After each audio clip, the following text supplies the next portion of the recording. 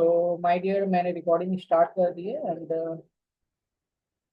हम लोग स्टार्ट करते हैं प्रोफेशनल स्किल्स। सबसे पहले तो मैं ये बात बोल देना चाहूँगा कि ये जो प्रोफेशनल स्किल्स की जो भी टॉपिक्स मैं ले रहा हूँ, ये सिर्फ और सिर्फ आपके कल के एग्जाम के लिए है। आप ये सोचोगे कि इसके बदौलत मैं इंटरव्यू निकाल लूँ या फिर जो भी चीज़ें हैं जो रियल में प्रोफेशनल स्किल्स के सिलेबस में है, I am not going to teach you in that. मैं बस ये बताना चाह रहा हूँ कि भाई साहब, आप कम से कम लटक ना जाओ, क्योंकि जेयूटी पूरी लंका लगा रखी है आप। ठीक है। चलो, तो हम लोग बात करते हैं। देखो, सबसे पहला जो बहुत ज्यादा परेशान करने वाला शब्द आ रहा है, ये cognitive and non cognitive skills क्या है सर। तो भाई, कभी आपने ये सर्च करने की कोशिश की कि इसका क्या मतलब होता है, इसका हिंदी मतलब क्या होता है? अगर आप कॉग्निटिव वर्ड का हिंदी मतलब जानने की कोशिश करोगे ना, तो ये बौद्धिक स्किल से रिलेटेड है। ये किससे मतलब है? ये बौद्धिक स्किल, स्किल मतलब कौशल। ठीक है, तो ये किससे रिलेट कर रहा है? बौद्धिक कौशल से रिलेट कर रहा है। बात समझ में आया? और नॉन कॉग्निटिव मतलब जिसमें कि बुद्धि का इस्तेमाल नहीं हो रहा है, सीधी सी बात। बात समझ में आएगी नहीं? तो अब देखो, जैसे जीओटी जो है, आपको इस पे कहना क्या चाहता है, इसमें पूछेगा क्या कल के एग्जाम में? तो सबसे पहले तो ये पूछेगा कि कॉग्निटिव स्किल का मतलब क्या होता है। बात समझ में आ रहा है? तो कॉग्निटिव स्किल का अगर मतलब आपको पूछेगा, अगर आपको लिखने के लिए दिया जाएगा, तो आपको समझना है कि कॉग्निटिव स्किल्स किसको बोलते हैं। कुछ ऐसे फंक्शंस होते हैं, कुछ ऐसे एबिलिटीज हैं, कुछ ऐसी कैपेसिटीज। अब देखो, कॉग्निटिव वर्ड से क्या मतलब मैंने बताया। कॉग्निटिव वर्ड होता है बौद्धिक कौशल से रिलेटेड।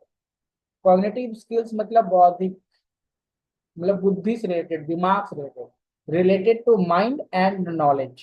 ठीक है, तो आपको ना ये लिखना है कि कॉग्निटिव स्किल्स क्या होता है। It is related to, like related to mind and knowledge, ऐसे आपको लिखना है। Cognitive skills related to mind and knowledge.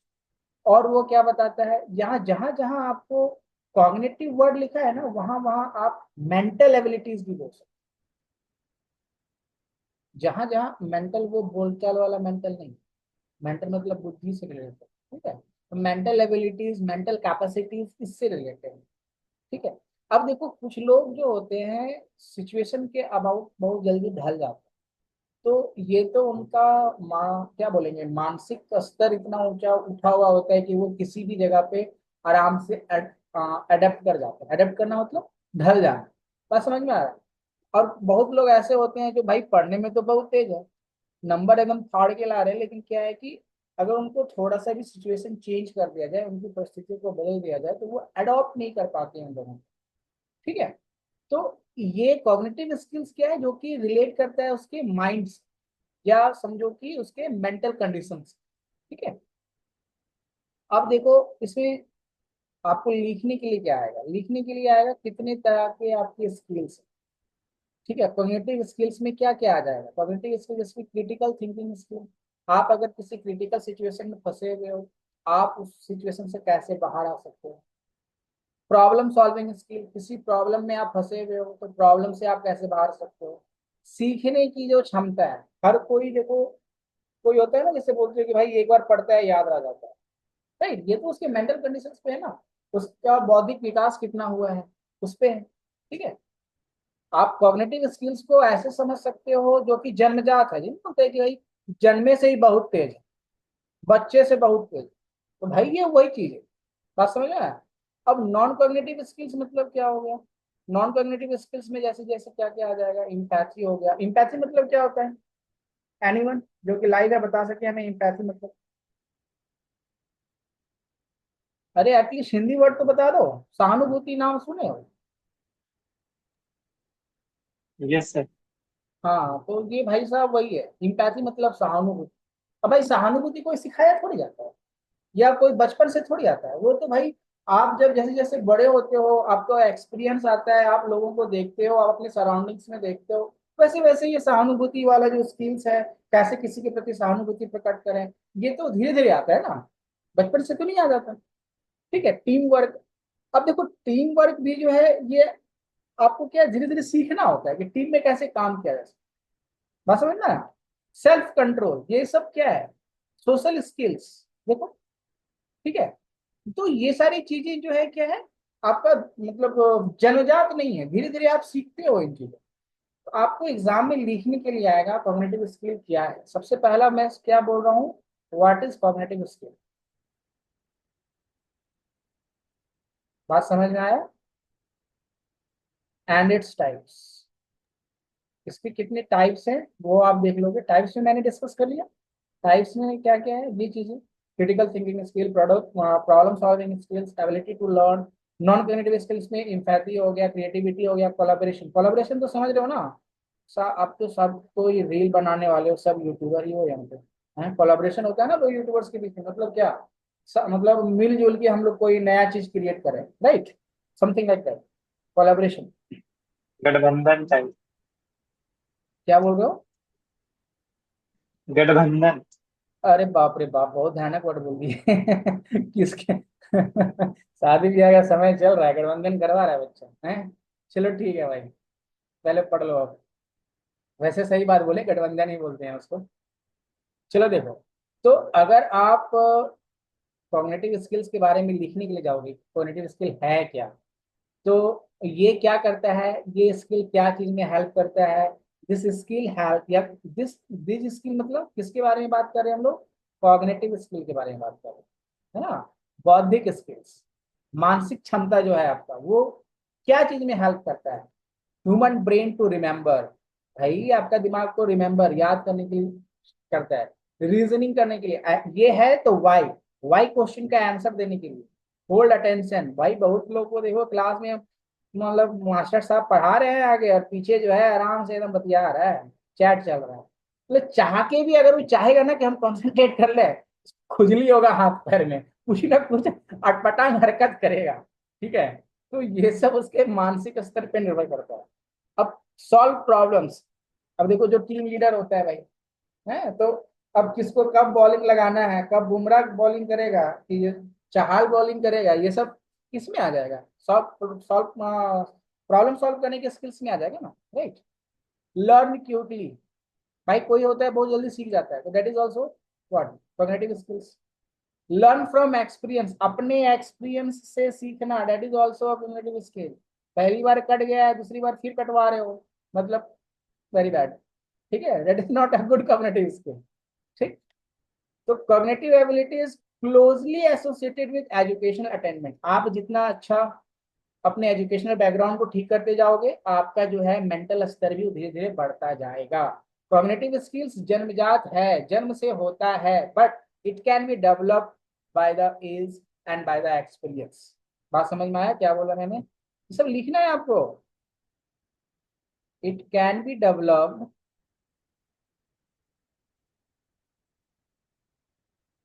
तुम लोग को पढ़ाते पढ़ाते हम अपना अंग्रेजी भूल जाए।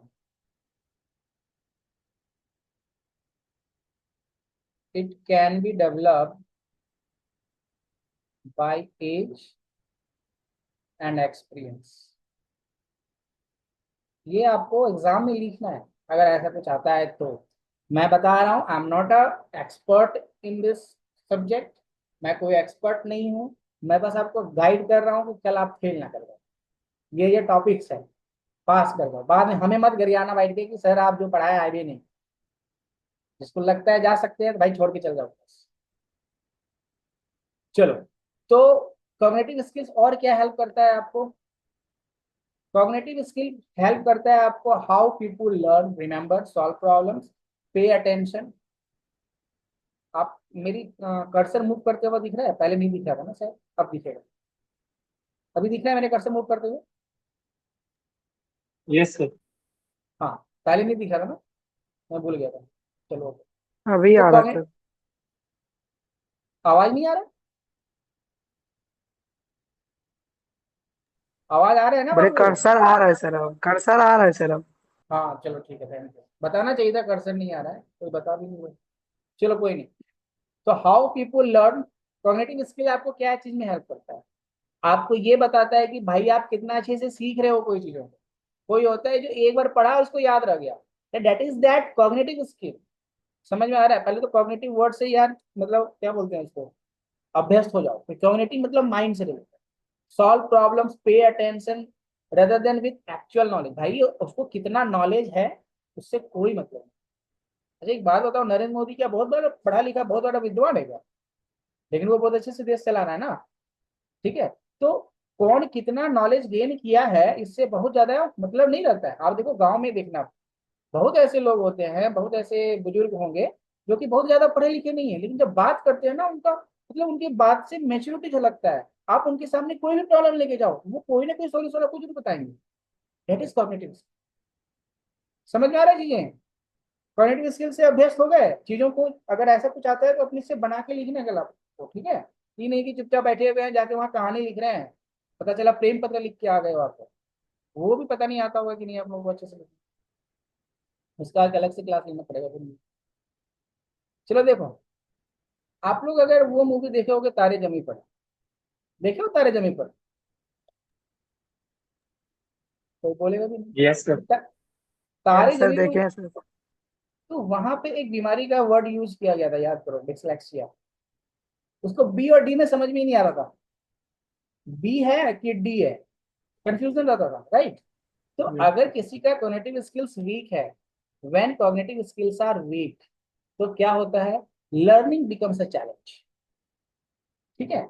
ऐसे कुछ डिसऑर्डर्स हैं जिसको कि एग्जाम्पल के तौर पे आप डिसलेक्सिया ले सकते हो, जो कि तारे जमी वाला, तारे जमी पे मूवी पे है, तारे जमी पर।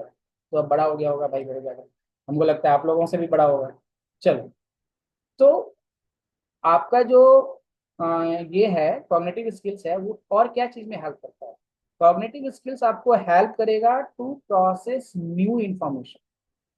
ठीक है, to process new information by taking that information and distributing it to appropriate areas in the brain. बात समझ में आया? तो जो मैंने अंडरलाइन किया है ना, आपको उसको नोट्स बना के लिख लेना है। भले आप, या तो मैं ये आप अभी भेज दूंगा ग्रुप में, ठीक है, तो उसको एक बार पढ़ लेना वापस, ठीक है, एग्जाम से पहले। चलो आगे बढ़ते हैं। तो अगर आप इसको ध्यान से देखो, तो जो मैंने बोला वो क्या बोला कि कॉग्निटिव स्किल्स क्या है? Cognitive skills are mental capabilities. अगर आप एक वर्ड एक लाइन में अगर आप डिस्क्राइब करना चाहो कॉग्निटिव स्किल्स को, तो cognitive skills are mental capabilities. देखो मेंटल कैपेबिलिटीज की बात कर रहा है ना, कि बौद्धिक क्षमता कितना है किसी का, that are vital to learn effectively. Vital मतलब जो कि आपको इफेक्टिवली, मतलब वो क्या बोलते हैं यार, उसमें हिंदी मुझे भी नहीं है। तो इफेक्टिवली आप अच्छे से सीख सको, that is your cognitive skills. बात समझ में आया? इट कॉम्प्लीमेंट ईच अदर मतलब ब्रेन का एंड आपके लर्निंग स्किल्स का। ठीक है, ये कॉग्निटिव स्किल्स जो है आपको ब्रेन के साथ मिलके फंक्शन करता है एंड आपको आपके लर्निंग आउटकम्स में हेल्प करता है। ये बात समझ में आ रहा है? अगर आपका कॉग्निटिव स्किल्स अच्छा होगा तो आपके ब्रेन को वो गाइड करेगा कि जल्दी से सीखें अच्छे से। ये कुछ ऐसा चीज है। ठीक है। अब आते हैं, आगे बढ़ते हैं थोड़ा, टाइप्स ऑफ कॉग्निटिव स्किल्स की बात करते हैं कि कॉग्निटिव स्किल्स कितने तरह के हैं।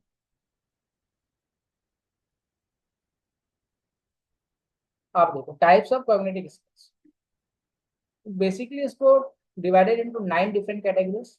9 डिफरेंट कैटेगरीज में इसको डिवाइड किया गया है। ठीक है। Brain uses to effectively interpret and use information, वही सारी चीजें हैं वापस से। अब देखो, आपको एग्जाम में लिखना है ये सारी चीज कि टाइप्स ऑफ कॉग्निटिव स्किल्स 9 तरह का होता है। अब आप इतना 9 तरह का लिखो, that is not possible I guess. कि लॉन्ग टर्म मेमोरी होगा, लॉन्ग टर्म मेमोरी समझ रहे हो, ज्यादा देर तक आपको याद रहेगा चीजें। अगर किसी का कॉग्निटिव स्किल्स अच्छा है तो वो ब्रेन के साथ मतलब क्या बोलते हैं, लिंक करके आप समझ सकते हो कि अगर किसी का कॉग्निटिव स्किल अच्छा है मतलब बौद्धिक स्तर उसका अच्छा है, बौद्धिक विकास अच्छे से हुआ है, तो इसका मतलब वो लॉन्ग टर्म से किसी चीज को अच्छे से लंबे समय तक याद कर पाएगा। उसका लॉजिक देने का जो तरीका होगा बहुत अच्छा होगा। बात समझ में आ रहा है? ठीक है। विजुअल प्रोसेसिंग उसका बहुत अच्छा होगा।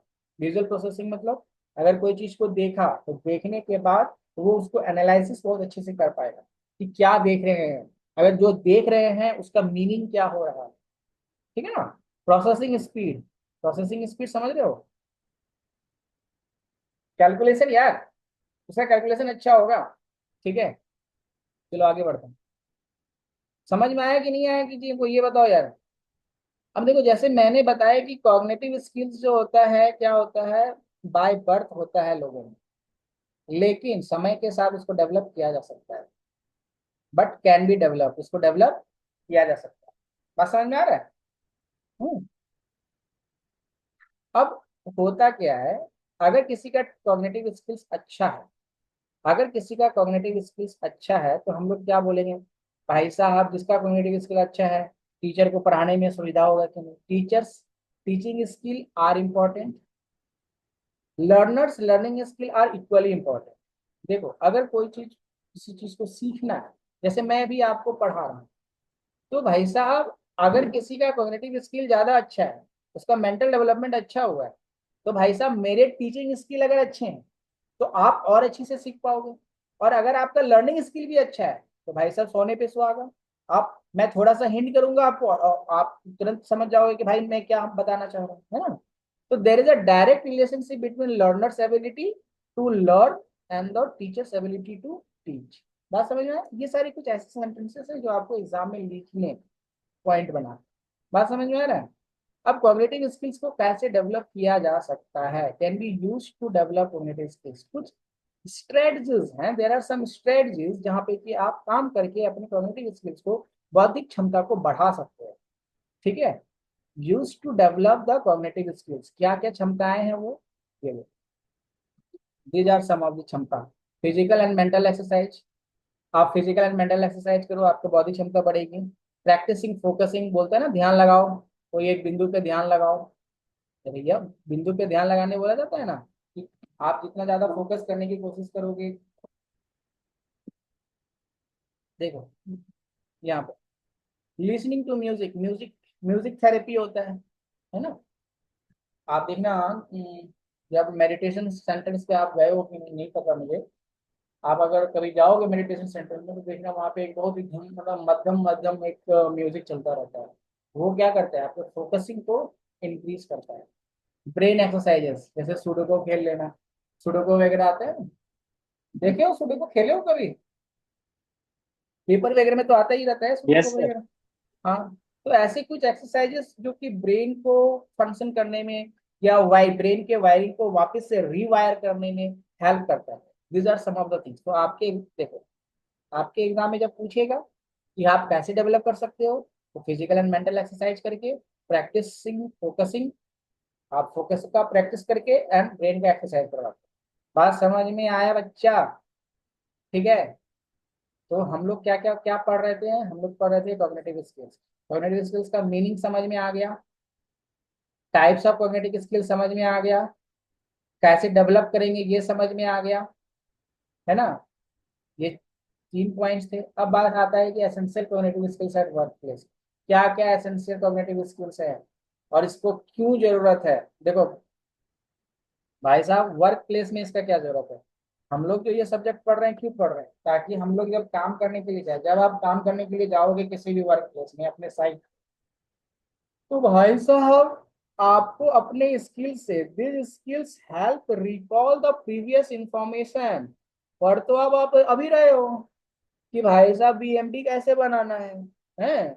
आप पढ़े ना, रूफ कितना तरह का होता है, डीपीसी क्या होता है, तो अभी आपको तो यूज करना नहीं है, लेकिन जब इसी नॉलेज का काम आपके साइट पे आएगा तो रिकॉल करना पड़ेगा ना। तो यही कॉग्निटिव स्किल्स, आपकी यही बौद्धिक क्षमता आपको याद करवाएगा, अच्छा थर्ड सेमेस्टर में हम ये पढ़े थे, भले एग्जाम में नहीं आए। समझ में आया बात? तो these skills help recall the previous information that may relate to the organization goals and in making important connection between old and new information to work more efficiently। आप जो नई चीज देख रहे हो उसको रिलेट करोगे अपने पुराने इंफॉर्मेशन से, और उससे आपका क्या होगा, आपका जो गोल है वो पूरा होगा। सीधी सी बात समझ में आ रहा है? वर्क प्लेस में ये काम हो जाएगा उसका। चलो भाई, कॉग्निटिव स्किल्स खत्म हो गया, ठीक है। अब highlighting cognitive skill during job search, कुछ नहीं। अब देखो कॉग्निटिव स्किल अगर आपका अच्छा रहेगा तो आपको जॉब खोजने में सहूलियत होगी। कैसे सहूलियत होगी, आप देखो ध्यान से। आपका कॉग्निटिव स्किल अच्छा है मतलब आपका थिंकिंग स्किल अच्छा है, ठीक है। अब जॉब सीकर जो होता है, जॉब सीकर किसको कहते हैं? जो जॉब चाहता है। जॉब सीकर मतलब आप, जॉब सीकर मतलब आप किसको जॉब चाहिए। ठीक है। अब जिसका थिंकिंग स्किल अच्छा रहेगा वो क्या करेगा, वो अपने पहले तो ये बात समझो कि जो उसका प्रिफर्ड क्वालिफिकेशन है एम्प्लॉयर का, जो जॉब देना चाहता है एज पर द एडवर्टीजमेंट, वो अपने आप को अपने थिंकिंग स्किल के आधार पे अपने आप को दिखा पाएगा कि we I am the close match to the employer's requirement in the resume and cover letters during job interviews. बात समझो, अभी मैंने इंटरव्यू इससे पहले ही था टॉपिक, मैंने इंटरव्यू नहीं पढ़ाया है आपको अभी तक। ठीक है। तो सबसे पहली बात तो ये है कि अगर आपका कॉग्निटिव स्किल अच्छा है तो जॉब सर्च करने में आपको सहूलियत होगी। आप ये समझ पाओगे कि भाई साहब हमारे, आप जैसे डिप्लोमा पास किए हुए हैं, तो आप अगर कहीं बीटेक का वैकेंसी आया हुआ है तो वहां पे तो फॉर्म नहीं डाल दोगे ना, राइट।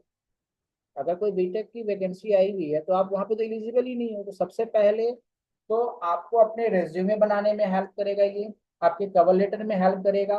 और जब आप जॉब इंटरव्यू के लिए जाओगे तो वहां पे जो आपका प्रेजेंस ऑफ माइंड होगा, presence of mind is directly proportional to your cognitive skills. Cognitive skills skills जो है आपका प्रेजेंस ऑफ माइंड से डायरेक्टली प्रोपोर्शनल है। ठीक है। बात समझो, प्रेजेंस ऑफ माइंड किस पे निर्भर करेगा? आपके कॉग्निटिव स्किल्स पे निर्भर करेगा। चलो आगे बढ़ते हैं हम लोग, आगे बढ़ा जाए। चलो भाई साहब, जो आपको पूछा जा सकता है, आप आपको जैसे पूछा जाएगा कि क्रिटिकल थिंकिंग क्या होता है, what do you mean by critical thinking. Critical thinking क्या होता है भाई साहब? कोई जानते हैं क्रिटिकल थिंकिंग क्या होता है? भाई साहब क्रिटिकल थिंकिंग क्या बोलता है, ये आपको हेल्प करता है प्रॉब्लम सॉल्विंग में, आपके क्रिएटिविटी में एंड टीम वर्क में। बात समझ में आया? क्रिटिकल थिंकिंग क्या है? क्रिटिकल थिंकिंग एक तरह का सोचने का तरीका है भाई साहब। It is a way of approaching whatever is presently occupying the mind to come to the best conclusion। समझो बात को? क्या ये हम अंडरलाइन किए गए? क्रिटिकल थिंकिंग क्या है? क्रिटिकल थिंकिंग एक तरह से सोचने का वो तरीका है जहां पे कि आपके दिमाग में अभी जो भी बातें चल रही हैं, ठीक है, अभी आपके बाद दिमाग में जो भी बातें चल रही हैं उन्हीं के अनुसार आप अपने प्रॉब्लम का बेस्ट सॉल्यूशन निकाल पाए। तो अभी कितने बच्चे हैं हमारे साथ जुड़े हुए? कुछ बच्चे छोड़ के चले गए, वेरी गुड। चलो, ये बात समझ में आया क्रिटिकल थिंकिंग का मतलब। तो जो मैं अंडरलाइन कर रहा हूँ यहाँ से, अगर चीजें आती हैं क्रिटिकल थिंकिंग में तो आपको ये लिखना है। बात समझ में आया?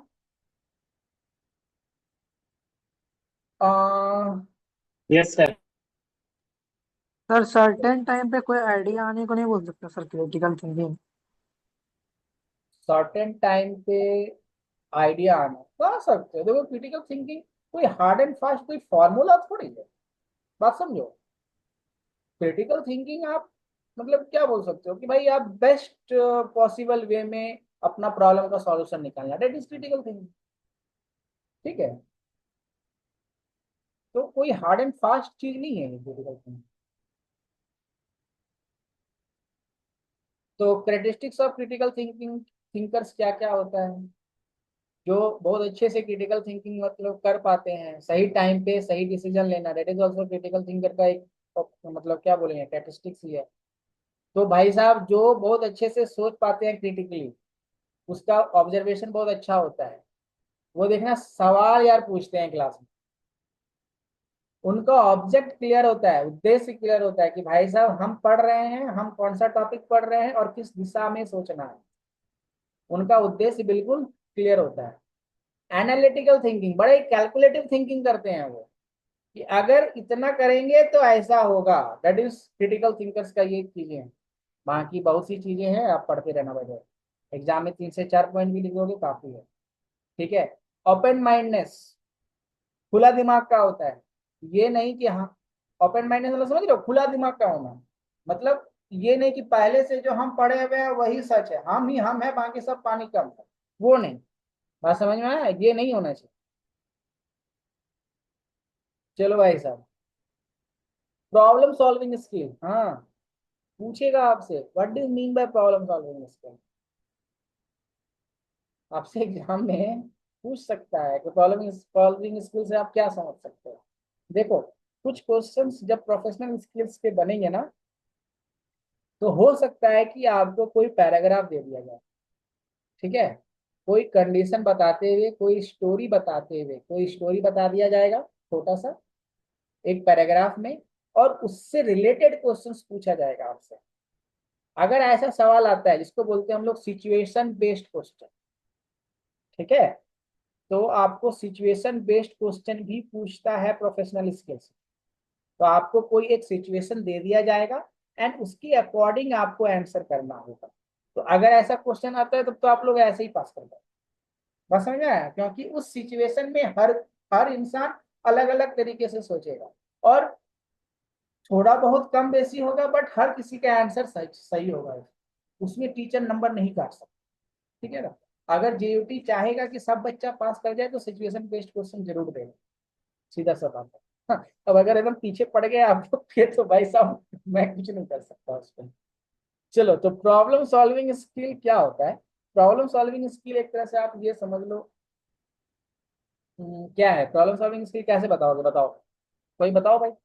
जो जो लोग लाइव हैं, कितने लोग लाइव हैं, मुझे तो 5-6 लोग लाइव दिख रहे हैं एटलीस्ट, बताओ एनीवन।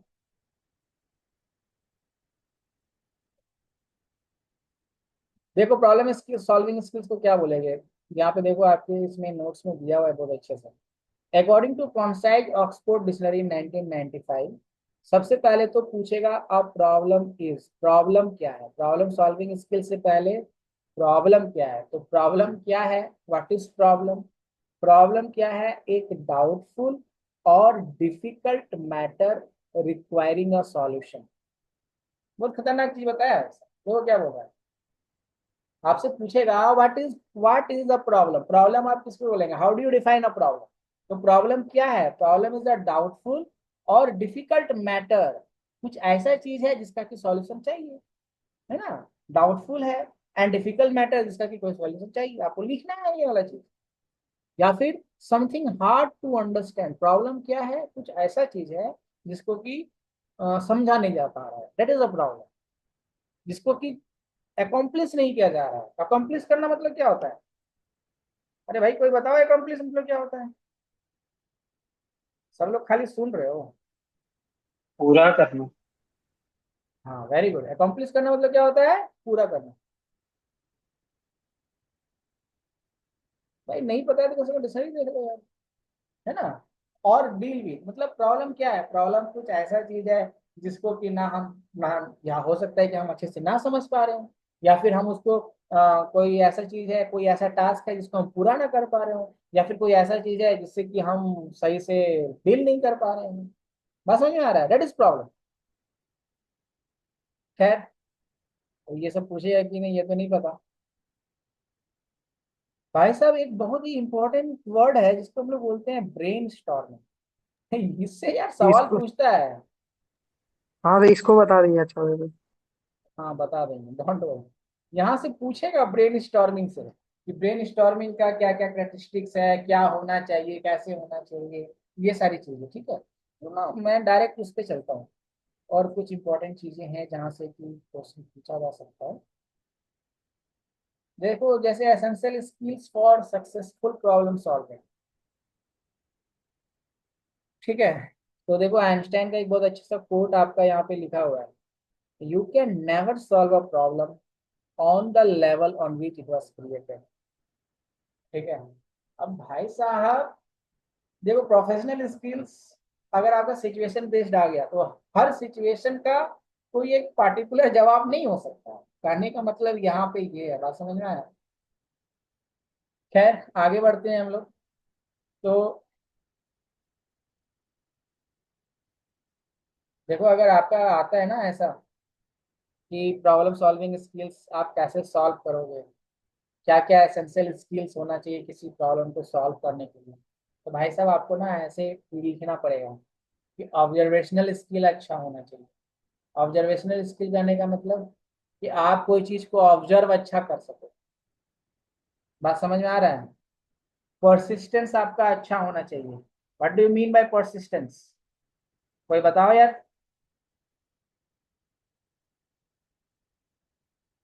परसिस्टेंस समझते हो? नहीं पता है। ढीठ समझते नहीं हो? सर। ढीठ, ढीठ समझते हो? समझ गए सर। हाँ ढीठ, वही ढीठ होना चाहिए। जी। क्या समझ? हाँ, न्यूटन्स न्यूटन्स फर्स्ट क्लास है। अरे गजब, मतलब मेरा क्लास किया है बच्चा, वेरी गुड। ठीक है। तो परसिस्टेंस मतलब हर्ट होना चाहिए। अगर कोई प्रॉब्लम है तो भाई साहब उसको सॉल्व करने का मतलब क्या होना चाहिए? एक डिटर्मिनेशन होना चाहिए आपके अंदर। बात समझ में आया? इसको कहते हैं परसिस्टेंस। इनोवेटिव थिंकिंग होना जिद्दी। चाहिए। हाँ जिद्दी कह सकते हो, very good. Innovative thinking, innovative thinking किसको बोलते हैं? इनोवेटिव मतलब समझते हो? नया तरीके से सोचना किसी चीज को। New thinking sir. हाँ वेरी गुड, न्यू थिंकिंग। ठीक है ना? रेजिलियंस समझते हो? रेजिलियंस पढ़ाए थे हम कि नहीं पढ़ाए थे सोम में? नहीं, नहीं पता रेजिलियंस है नहीं? सर। अच्छा नहीं सर, रेजिलियंस। नहीं सर। अच्छा रेजिलियंस तब आपका होगा ही नहीं, इसीलिए। रेजिलियंस करने का मतलब है कि आप मतलब क्या बोलेंगे, कितना किसी जगह पे अच्छे से ढल जा रहे हो, आपके अंदर कितना लचीलापन है। बात समझ में आ रहा है? आपके अंदर कितना लचीलापन है, आपके अंदर कितना अच्छा लचीलापन है। तो there is a need for resilience to withstand the inevitable pushbacks from coworkers to resist change. भाई साहब सीधा सा बात है, उतना इतना भयानक भयानक अंग्रेजी आपको घंटा नहीं समझ में आएगा कुछ। ठीक है। रेजिलियंस का मतलब होता है कि अगर किसी प्रॉब्लम को अच्छे से सॉल्व करना है, प्रॉब्लम सॉल्विंग स्किल आपके अंदर होगा। कब होगा? अगर आपके अंदर लचीलापन होगा, आपके अडॉप्ट करने की, किसी सिचुएशन पे अडॉप्ट करने की जो आपकी क्षमता है वो बहुत अच्छी होनी चाहिए। That's it. बात समझ में आ रहा है? तो भाई साहब कुछ मिला जुला के लिख लेना एग्जाम में। ठीक है। चलो। अब ऑब्स्टेकल इन प्रॉब्लम सॉल्विंग। वो आप सब भाई साहब कोई प्रॉब्लम सॉल्व मतलब, अब आप फंसे हुए हो कि पता नहीं सर हम कैसे अप्रोच करें, अप्रोच करने में ही हमें डर लग रहा है, तो that is also a problem for you, है ना? तो भाई साहब एजम्पन्स नहीं करना है आपको सबसे पहले कि पता नहीं हम गए बात करने के लिए तो भाई पहले ही हमें धुतकार मिल गया। ठीक है। तो that is an obstacle. Obstacle मतलब क्या होता है जी? बाधा। ऑर्डर। ठीक है। परेशानी सर। अरे परेशानी नहीं, दैट इज बाधा। सबसे बड़का बाधा क्या है? पहले ही एज्यूम कर लियो है। मतलब स्माइल मिला नहीं कि बस दिमाग में 50 को ख्याल पुलाव पका लिया। ठीक है, तो एजम्पन्स नहीं करना है। ठीक है ना? तो मतलब when dealing with the problem people offer make assumptions about the constraints and obstacle that may hinder certain solutions। अब आपको पता चला कि भाई साहब, आप पता चला कि आप बात करने की चेष्टा कर रहे हो किसी से। अब बात करने की चेष्टा में आप ये सोच रहे हो कि पता नहीं उसका भाई आ जाएगा या उसका कोई दूसरा मित्र आ जाएगा। तो ये सारे प्रॉब्लम्स आप पहले ही एज्यूम कर लेते हो। पता चला कि आप ही का वेट हो रहा है, हो सकता है आपका वेट हो रहा हो, लेकिन आप एज्यूम कर लिए पहले ही। तो भाई साहब आप तो फिर अप्रोच ही नहीं करोगे, फिर तो आपको दिक्कत आ जाएगी, फिर हमारी तरह सिंगल रहना पड़ेगा आपको, है? ठीक है, बात समझ में आ रहा है? चलो देखो। हाँ। तो हाँ बहुत अच्छे से समझ में आएगा अभी हर्ष बाबू को। चलो मेंटल सेट। अब भाई साहब मेंटल सेट भी तो सही होना चाहिए ना लोगों का। सबसे ज्यादा प्रॉब्लम तो यहीं पे आ जाता है कि मेंटली प्रिपेयर्ड ही नहीं है वो, कि भाई साहब हम रिलेशन में आने के लिए मेंटली प्रिपेयर हैं कि नहीं है। पता चला कि आप बातचीत आगे बढ़ा लिए, वो सब चीज हो गया है, चॉकलेट भी चला गया, रोज भी चला गया, अब भाई साहब उसके बाद जो है आप लोग मतलब अपने में ही मतलब क्या बोलेंगे, फ्री फायर में आप बिजी हो गए हो। बात समझ में आ रहा है? तो भाई साहब ऐसे तो नहीं चलेगा। ठीक है। चलो आगे बढ़ते हैं। अब ये प्रॉब्लम सॉल्विंग से आगे बढ़ के हम लोग थोड़ा कुछ नया चीज देखते हैं जो कि आपको पूछा जा सकता है।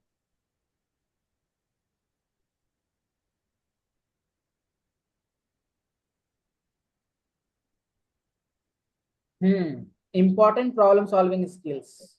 इंपॉर्टेंट प्रॉब्लम सॉल्विंग स्किल क्या होगा? आपको सबसे पहले तो सुनना है। सबसे बड़ा दिक्कत आपकी उम्र के लोगों का, सुनता ही नहीं कोई, सुनना ही नहीं चाहता। एनालिटिकल थिंकिंग, सही से कैलकुलेटिव थिंकिंग करना, कम्युनिकेशन अच्छा होना, डिसीजन मेकिंग अच्छा होना, टीम वर्क अच्छा होना, क्रिएटिविटी अच्छा होना, इन चीजों को लिखना है आपको।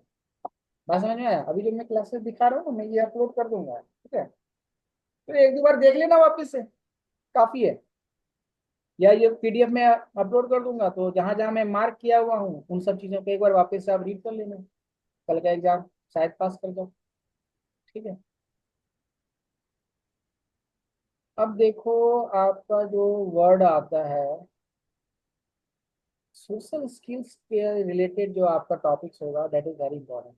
अब देखो नॉन कॉग्निटिव स्किल्स में क्या आता है, मीनिंग, टाइप्स एंड ये सब आप ना थोड़ा सा पढ़ लेंगे, ठीक है? इम्पैथी का मतलब क्या होता है, यहाँ से पूछा जा सकता है कि व्हाट इज इम्पैथी। बात समझ में आया? इम्पैथी मतलब क्या बताया मैंने, सहानुभूति। अभी ये वाला जो मेरा सेशन है ये आपका खत्म हो जाएगा अभी 1 मिनट में, ठीक है? आप देख सकते हो यहाँ पे 1 मिनट शो कर रहा होगा। तो सहानुभूति क्या होता है आप ये चीज देख लेना। सहानुभूति मतलब क्या होता है, किसी के इमोशंस को समझना, राइट? उसके इमोशन को समझ के, अदर्स पीपल के इमोशन को समझ के, उसके सिचुएशन, उसके पर्सपेक्टिव को समझ के आपको क्या करना है, सिंपैथी दिखाना है। समझ में आ रहा है ना? That is empathy. ये आपको पढ़ लेना है पूरा, इसको लिखने के लिए आ सकता है एग्जाम में। तो अभी मैं ये सेशन इन कर रहा हूँ, अभी नेक्स्ट सेशन में 10 मिनट में फिर से सेंड करूंगा, ठीक है?